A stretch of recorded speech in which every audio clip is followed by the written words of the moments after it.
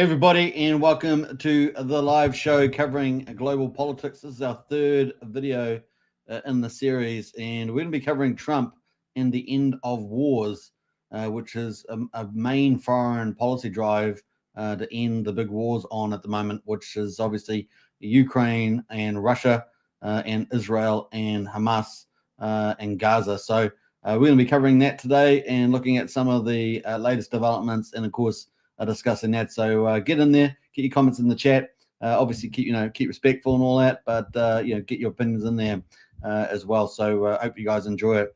If you're new to the channel, don't forget to subscribe, like, share, and hit the bell, all that good stuff. So we're going to kick it off with Ukraine and Russia, a war there. Obviously, Russia invaded the Ukraine, and so we're going to have a look at that. So let's pull it up. We're going to look at the map. So this is Ukraine. Obviously, this is the latest map, February the 16th, 2025. This is the assessed control here on story maps. And so this is where we are. So obviously in the Black Sea down here. So if you want to zoom out, you can in terms of the location. So obviously you got the Mediterranean Sea here, and then obviously Istanbul, and then into the Black Sea. And then you got Ukraine on the left here, and Moscow on the right. Obviously, Moscow is ginormous, right? So we're going to zoom in on there. You can see some of the icons here in terms of the legend that's here, and we've got claimed Russian advances. We've got Russian advances, Russia advances in Russia. We've got some of these blue areas, of course, and then of course we've got claimed limit of Ukrainian advance. So we've got these blue areas in here. And of course near Zaporizhzhia, so you got to excuse my Ukrainian, and obviously we've also got assessed Russian advance in Ukraine, which is ginormous, right? So very large area in terms of the Russian invasion, and of course then you got Russian control before February 24, 2022, before the invasion there. And obviously we've also got the areas previously to that, to 2014, where Sevastopol and places like that down the Black Sea. So where Russia has their big navy, well, at least what's left of it. They've lost quite a few ships there. So yeah, that is kind of the map at the moment of where it's all at. And of course, you can see the rest of the Ukraine here, very large country, of course. And I've known a lot of Ukrainian people in the past, and always very nice that I've seen so far.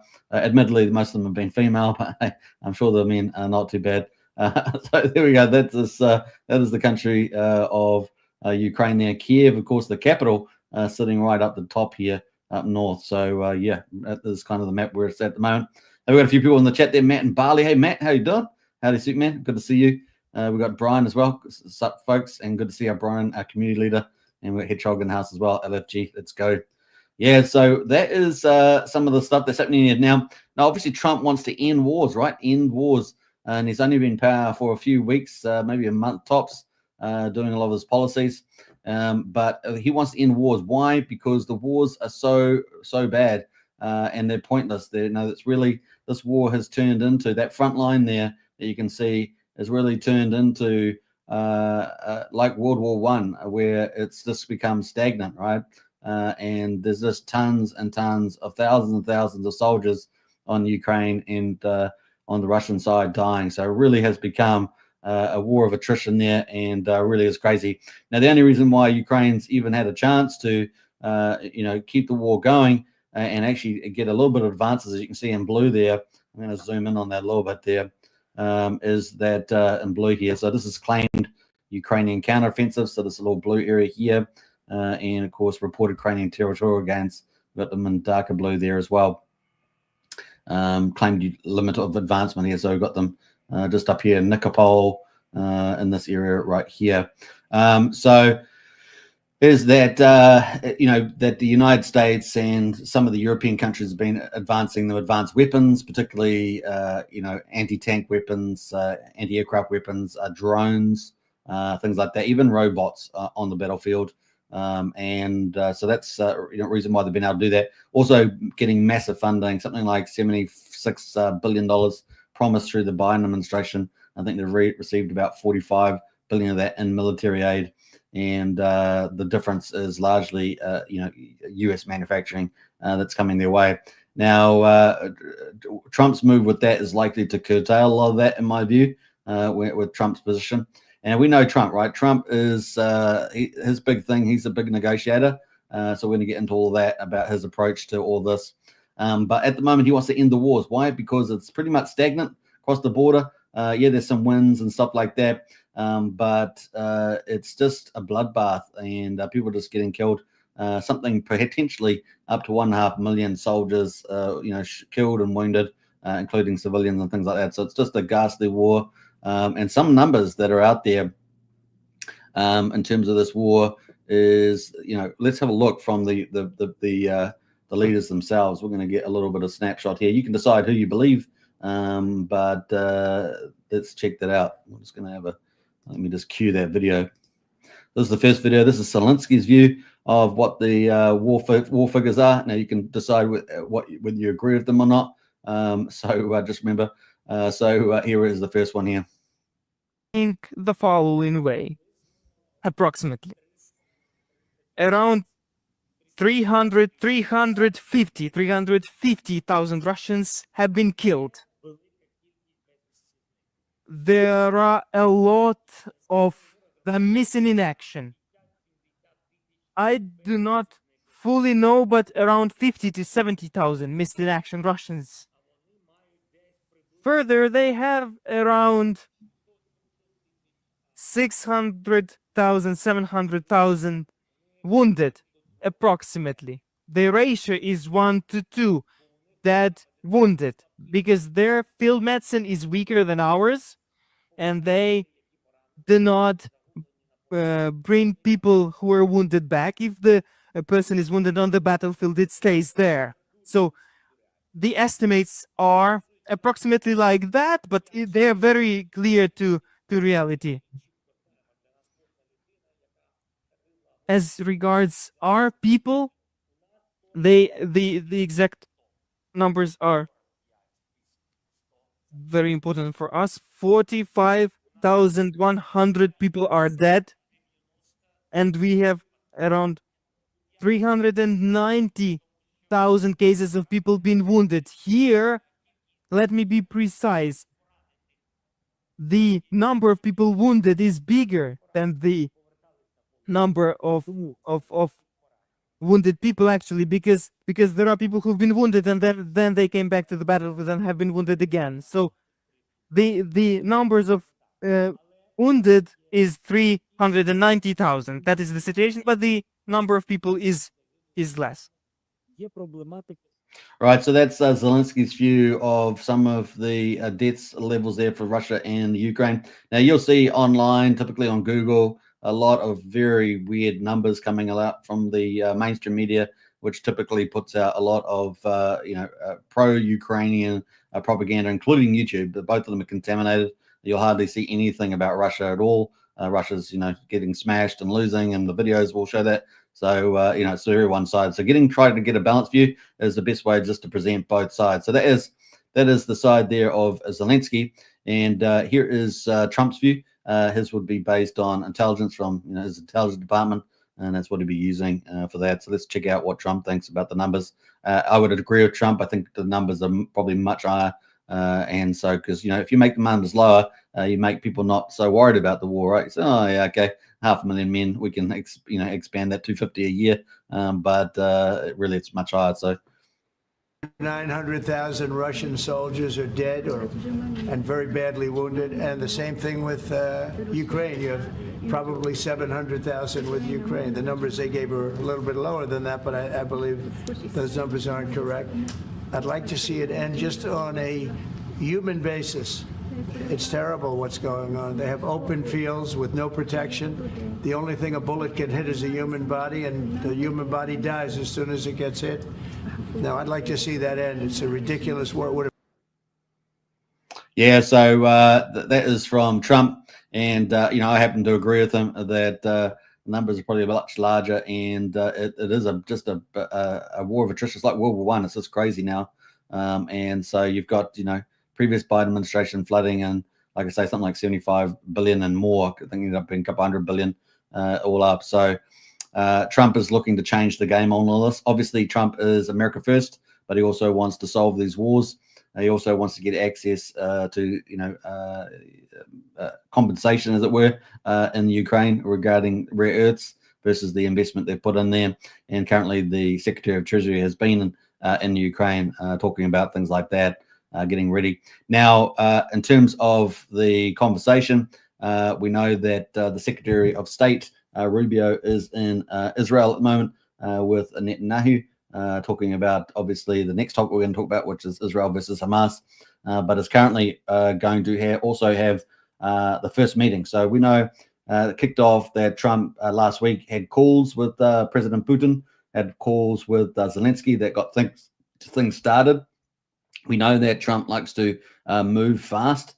He also likes to leverage, also likes to make things somewhat ambiguous so that he can start, getting that negotiation in play. It's out of the deal. If you haven't read his out of the deal, sort of some of his tactics he uses for that in his own, when he was doing real estate and other business. So, and he uses it all the time. If you actually watch him on video, he uses all those tactics constantly. That's the way he talks. He's got a certain way of talking. That is the way he talks. Is really the art of the deal, and he uses it in politics. And so the first thing was they had the first call. Putin basically said, I want to get back. I want to end the war. I want to get back into the global life again. Obviously, the Russia now, after a couple of years of war, economy is starting to hurt. Typically, this happens when you go to war for a couple of years. You've got all your soldiers are not producing stuff, and all the civilians get drafted. And so your production goes down, inflation comes into the country, you get sanctioned and things like that. And of course, Trump wants to accelerate that by using the mechanisms that he has, right? So whether it was a pipeline, a gas pipeline, or whether it's trying to get countries like Saudi Arabia to increase their oil production, tactic he's doing at the moment, so that it lowers oil prices, in addition to the energy and oil strategy that Trump's got going to play out over the next couple of years, all puts pressure on the income side of Russia. So Russia facing reasonably high inflation at the moment. Interest rates are up at 21%. Can you believe it at the moment? Crazy numbers, record highs. Inflation's about 9.2%. It's pretty tough there. Now, obviously, a lot of rural life in Russia is pretty poor. The cities are beautiful, and there's a fair amount of good things happening. A very clean city, of course. Russians tend to be very clean compared to the West. The West is becoming a bit of a rubbish hole in many places. You just go out into the street into the main cities and stuff like that. But in Russia, they tend to keep pretty clean. Poland's quite a lot like that too. So definitely that's an advantage of these societies, right? And so that's some of the stuff happening there. Trump obviously is moving first, so he's kind of putting the European leaders to the one side, and also putting, talking to Ukraine, but really going head to head directly with Russia. So they've done the phone call last week. This at the moment we've got Rubio going over from Israel, going to go over to Saudi Arabia to have the first meetings. Those meetings in particular are going to set up the process of dealing with this conflict. So that's first thing you have to set up is how are we going to play this out over the next few weeks, and also field a few ideas about what's going to be up for grabs. How would this peace be put in place, and what actions, most importantly, what actions are you going to do in terms of Russia vis-a-vis Ukraine? So once they set up this sort of initial meeting after Trump's phone call, which is what they're doing at the moment, they will then have a process, and then they can go back to Ukraine and say, hey, this is what we've talked about. Now, there was some talk about having Ukrainian representatives there. I don't know if that's actually occurred. I don't believe it has for that meeting, but likely they're just going to focus on the process and some of the options on the table. Now, two things have already been pulled out by the defense minister in Germany, which is Pete Hegseth there, saying that we're not going to be going back to 2014 boundaries. And we're also not going to be going back to, so that's pretty much all that red stuff you can see on the map. We're not going back. We're not going to go back to, you're not going to have Ukraine going into NATO, right? So one of the big reasons that Putin's talked about, even the whole fact that he went into there, besides having access to the Black Sea and all the ports and everything, is because of the advancement, right, in let me just go to the right one here, the advancement of NATO. So NATO since the 90s. So if you guys remember Gorbachev, the German East and West German fell down with Bush and Bush Senior, and then of course Germany, the East and West were joined, right? Now ever since NATO's been expanding between the 1990s all the way up to 2009, and now you can see all of the countries in blue after 1992 have joined NATO, moving towards Russia. A lot of these are ex-USSR countries as well. So this has been a big criticism from Russia, Putin been saying, don't come up to our borders, stop taking, old USSR countries into NATO, forming some big, European security arm, of which, United States is the main holder, right? The United States military is like no other on the planet, right? There is just no other. Now, obviously, China it's a big rival in power these days in terms of military. But if you actually think about it, even though assessments have been made that China's getting very competitive and in some areas potentially an advantage, no one is actually as proficient with logistics and running wars like the United States. It's night and day. And you would see that. I think if you actually had a conflict between China and the United States, you'd actually see that difference quite starkly. And that can be the difference between winning a lot of country wars, for example, and strategic posts. So I think the US military is so good at operating an actual battlefield. We saw that Russia, they upgraded all their stuff before they went into Ukraine, their command and control, and it really didn't do them very well. And that's the difference between the United States. So people, that factor of actually command and control and logistics is a real big deal. And as well as a lot of the US troops have a lot of military experience, particularly special forces, across all the armed forces. So they also have, the US has 4 main military academies producing generally pretty good soldiers. I don't know over the last 4 years with all the wokeism and the DEI, but before that, certainly producing some pretty good officers as well. So you got professional camps there, and they're pretty interesting. But at the moment, of course, let's get into how big America is. So NATO has been moving. So despite what you think, whether Europe and NATO promised not to do after the fall of East Germany and the USSR, whether they promised not to move to East, whether you agree or not with any of the comments made either side from European leaders or the American leaders. Remember, we've had presidents like Bush Jr. that have been very in favor of expanding NATO, seeing NATO as an extension of American power, and also, saying that you guys need to, be part of this, and we need to take more and more of Europe to extend that power. So regardless of whether you think that they actually promised not to do that, around Gorbachev time or since, then it doesn't really matter. In reality, they are moving east, and they are taking more countries, and they are knocking up against Russia's borders, right? And particularly insult to injury with some of the USSR former countries there. So you got Estonia, Latvia, Lithuania, Poland, Chechnya, Slovakia, Hungary, Croatia, Romania, and Bulgaria, and many others there. So obviously the only couple left, the main one there is Ukraine, and Ukraine's been trying to get into NATO for some time. And of course, Pete Hegseth there, the head of the US Defense Secretary, has basically said, no, Ukraine's not going in for any time soon, particularly under Trump leadership. And of course, that's kind of where it is now. We're going to see where that lands, and obviously Russia doesn't want them to go to NATO, because then you got NATO right on the borders of Russia. So, and Putin's old school guy, he's old enough to know that he's a Russia patriot. He doesn't really want to see that happen as well. So with strategic stuff on the Black Sea, with strategic stuff on their southwestern border, they won't have that protection. Now, it doesn't mean I agree with all the stuff that he's been doing, necessarily, like bombing cities and stuff like that. But from a political strategic point of view, that is his rationale. So that's stuff that's been going on there at the moment. Now, obviously, in terms of military, before 2022, we had Ukrainian army here, about 1.1 million. I just lost that there, sorry. About 1.1 million. We had Russia around 3 million soldiers there, obviously with full-time and reservists. So that's how big the armies were previously. And of course, Russia there obviously had a lot of armaments as well. But what we're seeing is that the war's moved into what they call porcupine type of strategy, where they got a lot of small arms and getting military armaments from the US and Germany and France, places like that, UK, particularly, the soldiers get anti-tank weapons, anti-aircraft weapons. They get some heavy tanks and things like that, and upgraded machine guns and things like that. So sort of stuff that's been going on. And of course, here's the rest of Europe. Look at the rest of Europe. Europe's armies are relatively small, comparable. Greece has got a little decent army. Lithuania's got a little decent army there. Germany, 214,000.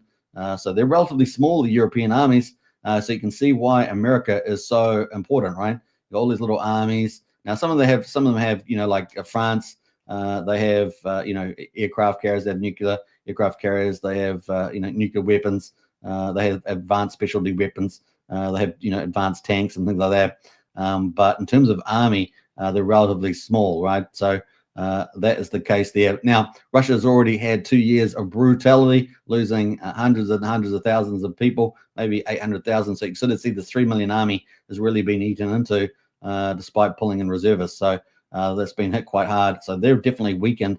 And I suggest to you that they don't really have the army to move into Europe, as some of them might say. So recently we've had Zelensky sort of say, hey, look, you guys have got to support me because they're going to come for the rest of Europe, right? Russia's going to come for the rest of Europe, invade. And of course, that's been a big problem for them. Now, in terms of America, obviously America's ginormous. America's got 2.2 million, but obviously they've got like 11 aircraft carrier fleets. They've got all the most advanced planes, advanced drones, specialty weapons, nuclear weapons, and of course they've got bases everywhere, right? As pretty much the global police, and they've largely kept us safe. Arguably they've also gone to a lot of silly wars as well, but they've arguably kept us safe. Now, one of the big threats that they have fought, other than just the Nazis back in World War II, was also fighting communism and socialism. And of course, those ugly things keep rearing their heads. And of course, a lot of Europe and all the West actually is under threat from socialism and communism. And it's like got 10 different heads, keeps rearing its ugly head. And it's pretty frightening stuff, right? So in addition to that, that's why we saw the vice president talk about in Germany at the defense conference about freedom of speech, about democracy. And of course, that caused a huge huge hustle there amongst the European elites. Now, the European elites and the EU has pretty much been set up like the famous 1984 movie. They are very dystopian, socialist, authoritarian globalists. So that's kind of where they sit. And they've been slowly, with 1,000 cuts, taking away freedoms, right? So they put people in prison for social posts. They put people in prison for all sorts of stuff, right? Criticizing immigration, all that sort of stuff. And of course, they ignore crime, and they put in all the good people in prison, right? So kind of thing. And now we're seeing that ramp up in places like Germany and Sweden and UK. We see all that stuff. So actually, who are the good guys? Who are the baddies now? And previously World War II, it was pretty obvious who were the baddies, because you had two big fascist states, and of course people ignored Russia at the time, because obviously Stalin ended up killing something like 40 to 60 million people in his country through starvation and other torturous methods. So that was kind of ignored because they helped defeat the Nazis. But then, of course, who end up being the good guys now? It's not so clear now that a lot of the Europeans are very good, right? Because they've been shifting into globalism and authoritarianism and socialism, and so that's not very good to us as well. But they also want to have a big army, but they don't have a big army. As I just said, they still don't have big enough armies, and so they still need the Americans, right? And that's the big thing. So American budget's ginormous, $880 billion, and so none of them really compete with that. China is second, Japan is third, and so yeah, but Japan is not going to help them from over there, and they're also generally have been a pacifist nation after World War II, right? So this is some of the stuff that's going on in good old Europe at the moment. Now, obviously, France thinks they're special. So France thinks that they're going to lead the Europeans, right? So Macron in France with their nuclear power, their aircraft carriers and stuff like that, think that they're going to pull all the European nations together and respond to Trump, because Trump's talking about freedom of speech and all these things that they're trying to get rid of, right? They're trying to get rid of. They're also trying to get rid of the West, whole idea of the West, to put it in authority. They want to get rid of freedom slowly, and they want to get rid of democracy. They want to get into a authoritarian regime, right? So therefore, any big party that comes up against them, like the AfD in Germany, they just put stigma on it, say, oh, right-wing extremists and all this stuff. They're being investigated by the court case. Now they're being investigated by their own people, right? So that's the whole thing's set up, right? So you got stuff like that happening. So the place is quite a mess, and the people generally are like, well, no, we want freedoms, we want immigration to be shut down, we want safety and security, we want people being terrorized and blown up and heads cut off, women raped, and all the rest of the things. They don't want that stuff, right? So if you actually, in places like Germany, if you actually put up information about that, you'll get fined or go to prison. This is the tyranny that they bring, right? So who are the baddies? That's the question, right? Who are the baddies? And it's not so clear anymore, right? And so this is some of the issues that we're having as well. So yeah, it may not be a bloody war, but it's a sinister authoritarian society, right? A 1984 type society. So it's just another version of baddies, right? Another version of baddies. So that's kind of the play at the moment. Now, obviously, Trump has said, we're not getting back to 2014 boundaries. We're not. You're not coming into NATO. From the defense minister there, and of course and he also wants to get some of the rare earths and part of the deal. So he's going to put a lot of pressure on there. And what Zelensky said, Zelensky's basically said, we can't do a deal without the Americans. He knows fully right. Like I said, the Americans are the ones that are so incredibly powerful, have a very effective army and political sway, financial sway, that he can't ignore them, even though the Europeans are saying, we're going to get together and, we're going to try and form a European army. So this is something that Zelensky sort of said, you guys are going to form a big European army. You guys have got to spend billions, hundreds of billions of dollars on an army so you can save me in Ukraine, even though Zelensky over in Ukraine is essentially, by not having gone to peace before, Putin already put out a call for peace originally, and that got turned down under the Biden administration. And so now Zelensky is just letting all these young people die. So if you have seen some interviews with some of the frontline commanders, they have admitted that they're losing the war, and they've lost a lot of their mates are getting killed. So, appearances can be quite deceiving. And so it is pretty crazy out there. And for me, it's just like, man, this is a pointless war. They just need to make peace. And hey, look, I think it's a reality that Ukraine's going to lose a lot of this stuff in red here. Now, typically a lot of the stuff in red is also Russian speaking as opposed to Ukrainian, but they may end up giving some of that back that's not Russian speaking. That's probably where we'll probably land there. They'll have to give up something in terms of making a peace deal eventually. So we'll see what comes out of the Saudi Arabia meeting. That's sort of the first one, the process, and then we're going to get a better idea of what sort of negotiations it's going to have there. But I think Ukrainians will be deluded if they think that they're going to get, they're the weaker position in this deal making. So we'll see what Trump can pull out there in favor of them. And so that's just early days. It's probably going to take days and weeks, but we know Trump likes to move fast and he wants to get this war ended. And so we'll see how that goes there. Now we're going to move over to our next one there. I'm just trying to think if I talked about everything I want to talk about there. Let's go to the chat there and see if anyone else has got any comments. We've got a few other people in the chat. Matt says, Brian, howdy, mate. Long time no see. Yeah, man. Hope you're doing well. Nice one there. And MSS says, hey, lucky. I was there too. Busy being deployed. Both sides were very lucky. What else there? The Jedis are always on the right side, says Wookie. Fight, says Hedgehog there. Yeah, that's what Trump would say. So that is some of the stuff we're headed at the moment in the old Ukraine-Russia. And yeah, so we got at the moment got the Americans going to the Saudis, having to talk with the Russians. We've got the Europeans under France talking about how to respond to America. From NATO point of view, from even from the freedom of speech, which they're all trying to get rid of, and they're trying to burn down Europe. Europe was fantastic. They're turning it into the third world in many ways. Obviously, they've still got pretty good incomes and technology, but man, they're just ruining city after city. Rubbish through the cities, extreme violence through the cities. It's just a ridiculous and a takeover the culture in Europe. it's a disaster, honestly. And they're just going to make it worse and worse, and then put more controls in, right? So then enslave all the people, put more controls in. That's kind of how they run the thing. And yeah, it's going to be pretty bad. So let's see whether Trump effect their freedom, prosperity can turn around even Europe. He's definitely got some influence there and some pressure. So we'll see how that goes. Now, the next one I want to talk about too was the conflict here in Israel and Gaza, right? So in Gaza area here, obviously Israel has been at war with them since October the 7th, and that's been going on for some time. Was it about 600 days or so, something in that ballpark?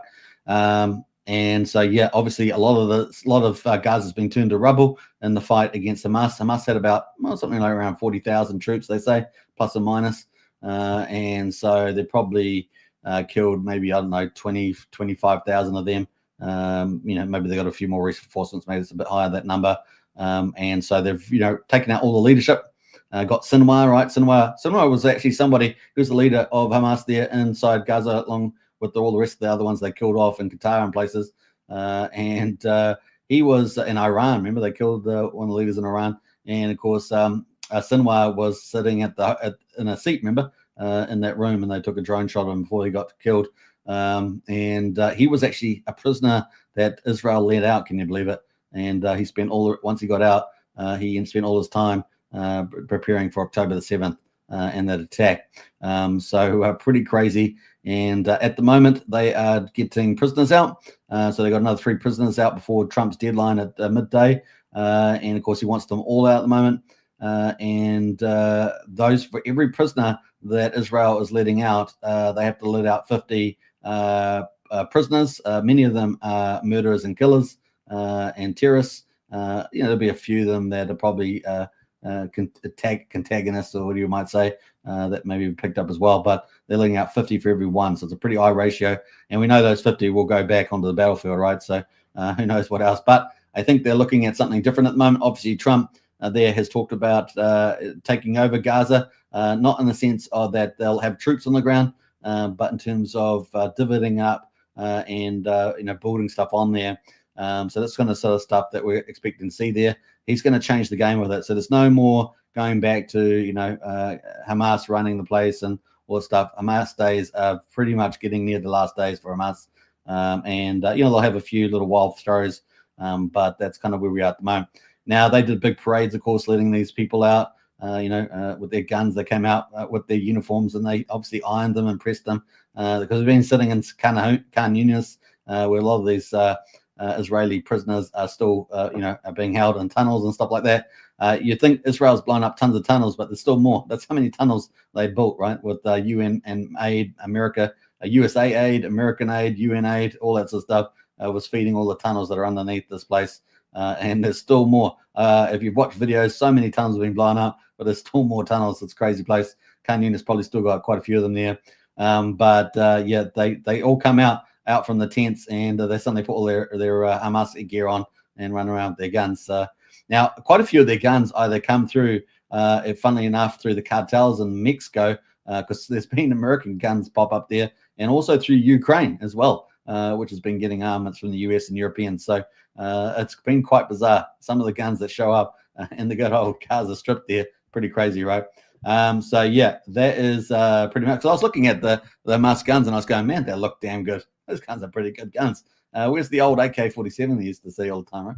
Which actually pretty useful, a gun in certain circumstances. But they've got all these advanced guns, so it's pretty crazy. And so we've got this red line here, right? This red line is the Netzarim corridor. Kind of splits the north and the south apart there, and they also got a whole ton of humanitarian convoy areas. These big red lines here, but with all the convoy trucks in. Now there are tons of convoy trucks going in there into Gaza, so there's no shortage of supplies of food and stuff like. There's plenty of stuff going through. There's countless of that, and also up north, right? So all these special areas for humanitarian aid as well. In fact, you see it on a lot of the tents that Hamas have. They have UN tents and other stuff like that. It's pretty funny. It's kind of where it is at the moment. So that is the big conflict. Obviously, Hamas has really had themselves, really beaten up a lot, and they're really in the last days. And now what have we got? Now we've got Trump calling, not only talking about owning Gaza. So this puts pressure on Hamas, right? So this is like Hamas, like, oh wow, we still want Gaza, we still want to control Gaza. And what's Trump talking about taking Gaza? So it's all this this art of the deal stuff, right? Art of the deal stuff going on here. Meanwhile, Trump's on the phones to a lot of the Arab partners, part of the Abraham Accords and stuff like that, and Saudi Arabia talking about deals to be done. Now, what we've seen so far, we've seen the King of Jordan come over, right? The King of Jordan's come, and of course offered to take 2,000 of the kids, medical kids.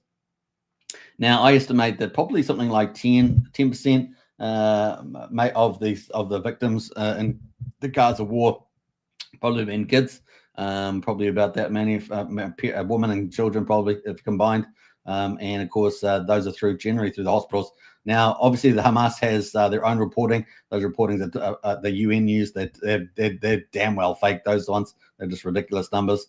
So those have pretty much been debunked many times from the 7 or 8 hospitals that report them. It's pretty hilarious, some of those numbers coming out. But still a lot, right? There's going to be these casualties of war. And some people didn't want to leave their homes as well. So that's another area that people civilians get killed. So there has been a civilian cost of life, obviously. Now, many of them are living in tents, or if they don't have one of these, the remaining houses or apartments that are still around, particularly Khan Yunis and places like that, then they're living in tents. And some of those tents run down. And of course, they don't normally get replaced straight away. So it can be a pretty tough life in the tents there. So I think a lot of the Palestinians, at least some of the ones with more reasonable views, I consider most of the Gazans, Palestinians, to be raised as terrorists. So as you're a child, you get raised to be a terrorist. You get raised to kill the Jews. It's all this propaganda stuff. The same stuff we have in the West. In the West, we have progressives. They do a lot of ideological stuff. Indoctrinating kids, telling there's only, not 2 genders, and telling kids you don't know what, you are, and telling kids you can do all this sort of sexual perversion stuff, having, you name it, all the perversions you can imagine. That's what progressives do in the West. Well, the same thing happens here in the Gaza, but this time for terrorism. So it's going to be pretty interesting to see how that all plays out.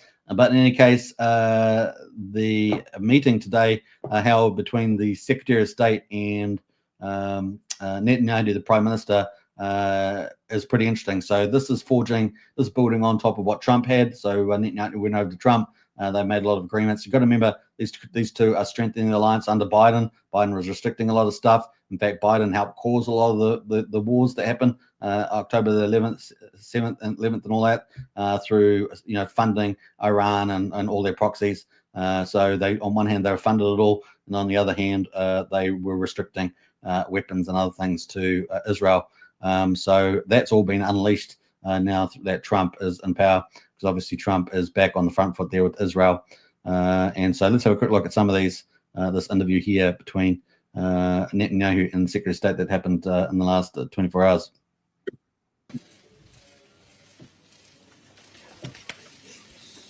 It's great to welcome you in Jerusalem with your delegation. It's great to welcome you in Jerusalem as Secretary of State of the United States. I have to say that this visit comes in the wake of a historic visit to Washington. I've said, and I'm going to repeat it again, because it's so true. President Trump is the greatest friend that Israel has ever had in the White House.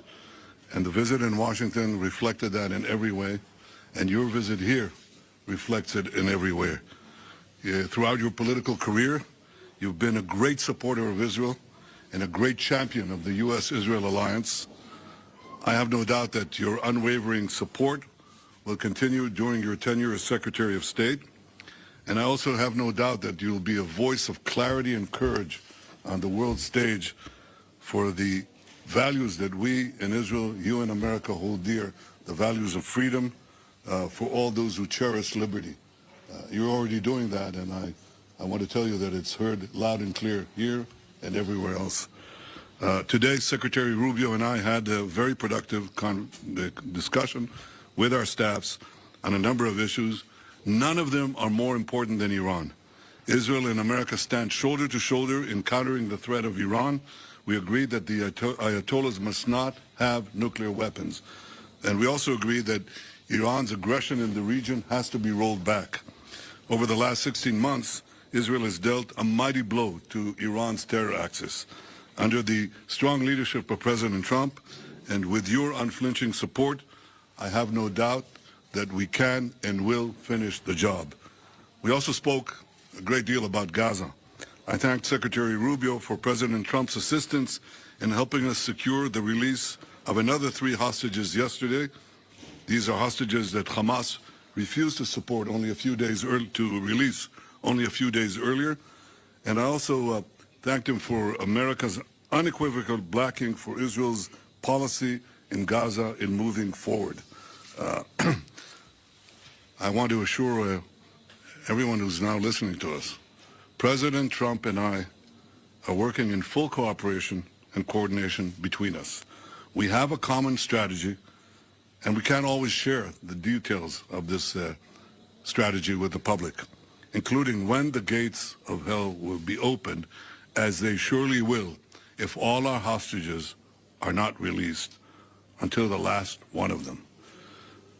Israel is determined to achieve all the war objectives we set after the horrific attack on October 7th, the worst attack on Jews since the Holocaust. We will eliminate Hamas's military capability and its political rule in Gaza. We will bring all our hostages home, and we will ensure that Gaza never again poses a threat to Israel. The unequivocal support of the United States on Gaza will help us achieve these objectives faster and set us on a path for a different future. Secretary Rubio and I discussed President Trump's bold vision for Gaza's future, how we can work together to ensure that that future becomes a reality. We also discussed the situation in Syria after the collapse of Assad's regime, a collapse that was made possible by Israel's weakening of Iran's terror axis, especially the weakening of Hezbollah and the removal of Nasrallah. For over a decade before October 7th, Israel acted to prevent Iran from developing new terror fronts against us in Syria, right opposite the Golan Heights and deeper in Syria. And we conducted hundreds of airstrikes, perhaps 1,000, in order to prevent it, and we did. Now, if any other force in Syria today believes that Israel will permit other hostile forces to use Syria as a base of operations against us, they are gravely mistaken. Israel will act to prevent any threat from emerging near our border in southwest Syria. The Secretary and I discussed Lebanon as well. Israel is committed to the ceasefire understandings that were reached in November. We expect the government of Lebanon to be equally committed to their fulfillment. The scenes we saw this weekend in Beirut of UNIFIL forces being attacked by Hezbollah, this was not encouraging. The 2 UN resolutions that everyone refers to, 1559, 1709, 1701, well, they must be fully implemented. Hezbollah must be disarmed. And Israel would prefer that the Lebanese army do that job, but no one should doubt that Israel will do what it has to do to enforce the understandings of the ceasefire and defend our security. The Secretary and I also discussed how the many international institutions have been hijacked and turned into anti-American and anti-Israeli forums.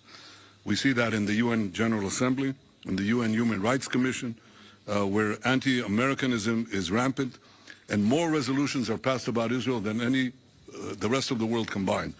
And we see it especially in the lawfare that is being waged against America and Israel at the ICC, the ICJ, and elsewhere.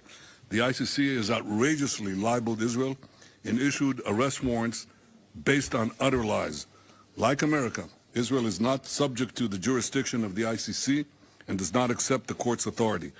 Israel commends President Trump and his administration for restoring his executive order against the ICC and for moving quickly to sanction ICC officials. The Secretary and I discussed working together to formulate a common strategy to deal with the threat of lawfare and neutralize this threat once and for all. So these are some of the issues we discussed today. Believe it or not, there were more, many more. We can say that the Middle East today has many opportunities, many challenges, and we think we can realize the opportunities and also meet the challenges. And I have no doubt that working together, America and Israel will overcome the challenges and seize the opportunities.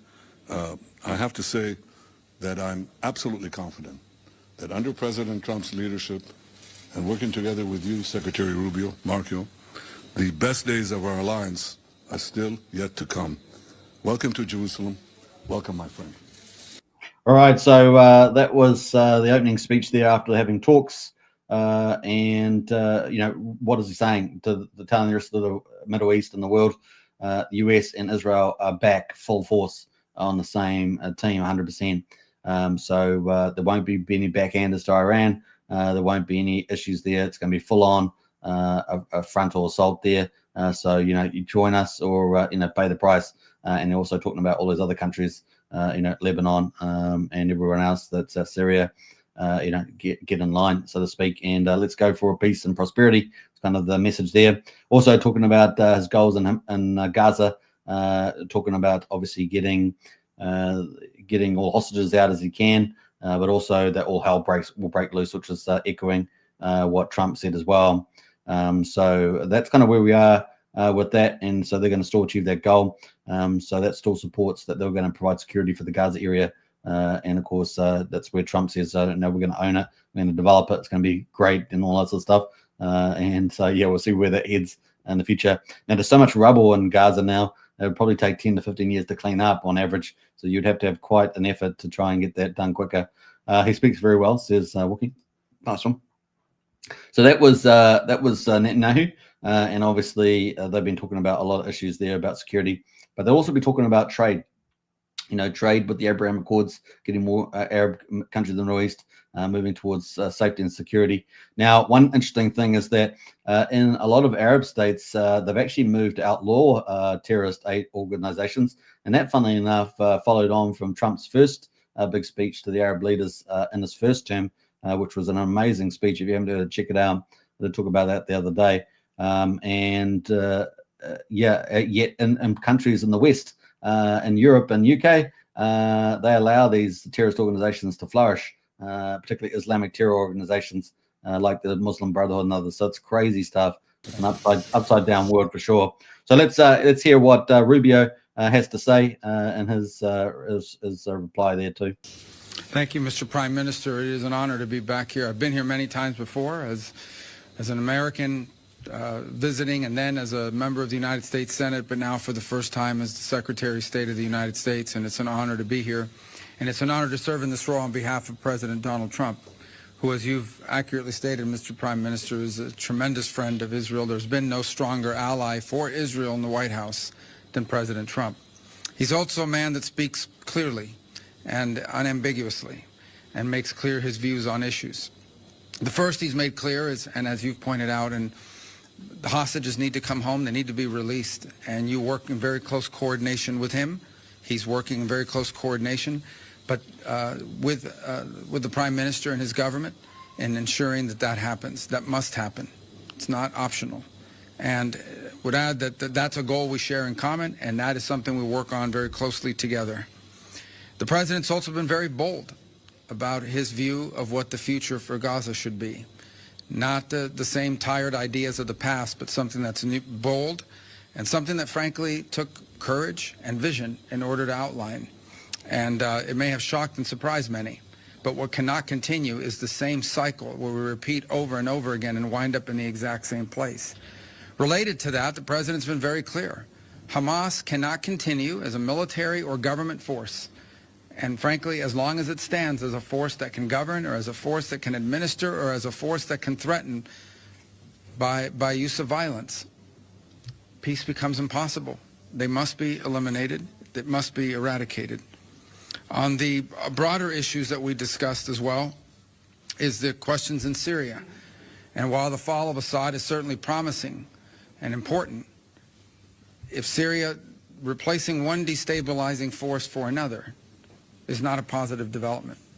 And that is something that we will watch very carefully as we seek to craft our own strategy with regards to how to approach the events in Syria. In the case of Lebanon, our goals are aligned in the same. A strong Lebanese state that can take on and disarm Hezbollah. The common theme in all of these challenges is Iran. It is the single greatest source of instability in the region. Behind every terrorist group, behind every act of violence, behind every destabilizing activity, behind everything that threatens peace and stability for the millions of people who call this region home, is Iran. And by Iran, I mean the Ayatollahs. By Iran, I mean its regime. A regime who, by the way, its people don't support. The people of Iran are victims of that regime. And so I think it's important to constantly point that whether we talk about Hamas, or we talk about Hezbollah, or we talk about violence in the West Bank, or we talk about destabilization in Syria, or we talk about any of these issues, the militias in Iraq, they all have behind them one common theme: Iran. And that must be addressed. And there can never be a nuclear Iran. A nuclear Iran that could then hold itself immune from pressure and from action. That can never happen. The president's been clear about that as well. And so I close where I began by reiterating our strong support for our allies, very close allies and partners here in Israel, to the people of this great country, for whom we have tremendous love and respect for everything you're facing, have faced, and continue to face. It is an extraordinary story of bravery. A nation founded in the ashes and in the aftermath of a horrifying crime against humanity, stood from its very inception, from the very day of its birth, against threats from every angle and every corner, and has served as an example to the world of a pluralistic society, a free enterprise democracy, and one that if there were more Israels in the Middle East, more countries like that, the world would be a safer and a better place. And this is what we hope for the region and for our planet. A nation that's always sought peace, but will not allow itself to be intimidated or destroyed by its enemies. And on that front, you can always count on us, as long as I'm in this position and President Trump is in the White House. So thank you. Thank you. All right, so pretty powerful announcement there, and that's going to lead pretty interesting to see what they do with Iran in the next few months. So obviously they've been doing major blows to a lot of the proxies, Hezbollah, Hamas, and in Iraq and Syria, Lebanon. But obviously the Houthis are quite a distance away. But what do they do with Iran? Because if Iran gets a nuclear weapon, that's still the big elephant in the room. So will they end up, bombing a lot of the heavy nuclear infrastructure? Remember, recently Israel pretty much took out a lot of their air defense in Iran. That shocked Iran. So yeah, I think they even had some of the Russian version 3 air defenses, and they still got around that. So that's kind of where that's big question coming up. And obviously what that full plan starts to roll out to be in Gaza as well. So we'll be looking forward to that. And of course, getting all the remaining prisoners and what happens to Hamas. So it's all going to unfold in the weeks and months ahead. The other thing, of course, is Iran has actually been exporting and funding a lot of activity into the West. So Islamic extremism and mosques and all the sort of things in the West. And they've been very successful at that. And so particularly UK, Germany, France, places like that. So that's all going to, they're looking for that to pay dividends and expand Islam into the West, right? There's a lot of that stuff that should be impacted too, should Iran, be modified there. The other thing is that, 90% of Iranians don't want the leadership in Iran, like Ali Khamenei there, the supreme leader. They don't want these people. They don't want war. They just want a modern, prosperous civil society. And remember, Iranian history has in it some top science and other things that really have contributed to humanity's knowledge. So they just want to live well. And they're fairly before the Iranian leadership got in there. They used to be free, just like in the West. It was a beautiful place. And then suddenly they all get oppressed, particularly the women, right? So they're all wanting to have a better life as well. And of course, dealing with that will actually help deal with the leadership there and make the Iranian people better off. Now let's have a look at some of the military that's sitting around Middle East. Obviously, we've got large armies in Turkey, large armies in Egypt. We've got obviously large army there, 1 million in Iran there. These are all 2022 numbers. And then we've got armies in all the other countries, Syria, Iraq, Saudi Arabia, stuff like that. Now the big risks to Israel, regardless of them dealing with some of these countries in Syria and Lebanon and Jordan, is actually Turkey. So Turkey is a big aggressor against Israel. So that's going to be interesting to see what they do. We've also had talks of Egyptian military coming up to the borderline too against Gaza, Israel. So let's see what happens with that. But in the meantime, Trump is on the phone to a lot of these leaders, particularly in the Abraham Accords, to make deals, deal with Gaza and pull more countries in the Abraham Accords. And we may see Israel and Saudi Arabia open up, pretty commercial relationships there.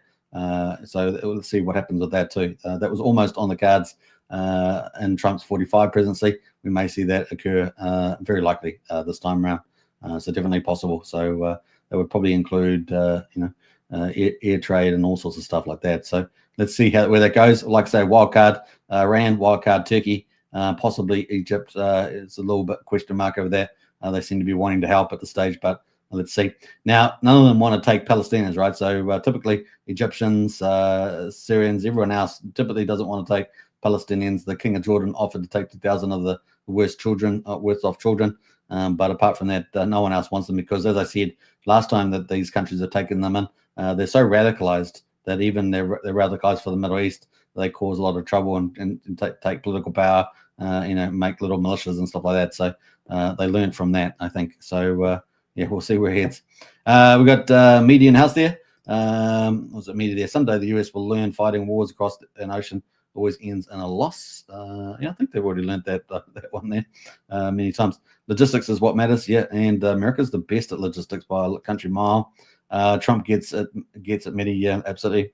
Trump wants to end wars, and the Democrats, the Europeans, they love war, they love death, they love control, authoritarianism, they love socialism, they love globalism, all the terrible things. And so who are the baddies these days? Who are the baddies? So you got all that stuff going on, then you got all the Islamists trying to expand into the West and take over and put in Sharia law and all sorts of crazy stuff, worse than the Middle East in many ways. It's going to be crazy to see that. But now you got Trump leading North America and the free world, so it's going to be pretty interesting. Now, in countries like Canada, New Zealand, Australia, we've got a lot of these progressive leaders. They are terrible people, and we've really got not many options. So we really are in a bad situation, and it was worse when the Democrats were in power because they were getting fed a lot of money through USAID and other organizations. So wish us the best. We're hoping that Trump has some impact on our society just through political pressure and international relations and trade. But man, we have got a bunch of terrible people running this country, very immoral people. Oh my gosh, it's terrible. And of course, they call evil good and good evil, right? This is the people we're dealing with. So wish us the best of luck. Definitely put your prayers out there. We need it for sure. So that's kind of where we are there at the moment. That is Israel conflict here. So still a lot to play out regarding the Gaza Strip. What exactly would it mean for getting rid of Hamas and development in Gaza? Obviously, Trump wanting to put hotels and other stuff like that. What other Arab countries are going to come into the mix here? You got to clear the rubble, clear the bombs, clear the tunnels, and then build the big buildings in the big cities and all that sort of stuff. So it's definitely a beautiful part of the Mediterranean. It could be gorgeous. So let's see where it ends up. It wasn't too bad before the war. Let's see how that goes. Medi says, I think he does. Trump needs to dump Kellogg and get a person who will tell him truth and reality of our military and issues we face here. Well, I think Kellogg. I think you're particularly meaning Keith Hedges there. I think he's going to do a pretty good job of the U.S. military. He's certainly going to get war fighting, modernize it, get new weapons, a lot of space age stuff. I think we're going to be in pretty good stand there. As well. Now, Trump does talk about obviously he's wanting to reduce the amount of nuclear arms in the world. So he's going to have a conversation with China and Russia about that. He also wants to reduce the military budget. But some of that sometimes is offering a lot on the table and see what comes back. Right, that's kind of a bit of that. So we'll see where a lot of that stuff lands. The only war business to be in is no business. Yeah, that's true. All right, we're going to end it there. That's an hour for the live stream. Hope you guys enjoyed it. Global Politics is our third series video. Trump and the end of the wars, Ukraine and Russia, Israel and Hamas. Man, we do want the wars to end. I mean, it's pointless bloodshed, and hopefully we'll move back to peace and prosperity as well, and freedom of speech and freedom of movement. How about that? That's what we want to have. So bring it on. All right, take care, everybody. Enjoy, and catch you on the next one. Bye for now.